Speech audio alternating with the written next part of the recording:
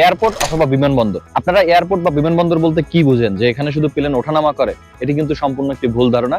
Airport আসলে শুধু বিমান ওঠানামার কাজেই ব্যবহৃত হয় না। এয়ারপোর্ট কিন্তু প্রযুক্তিগতভাবে এত উন্নত, যেখানে আপনি ভ্রমণও করতে পারেন এবং প্রযুক্তিগত যে উন্নতির ছোঁয়া সেটি আপনি আসলে বিশ্লেষণ করে দেখতে পারেন এয়ারপোর্টে এসে।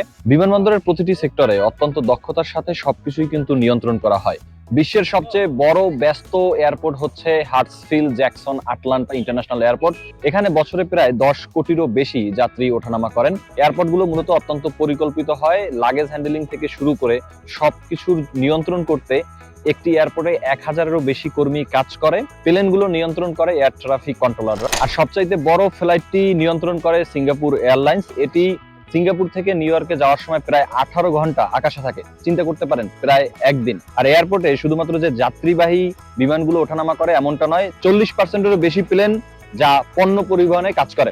আপনার পছন্দের এয়ারপোর্ট কোনটি তা কমেন্ট করে অবশ্যই জানান। আর এরকম ধরনের তথ্য আরো জানতে ফলো মি।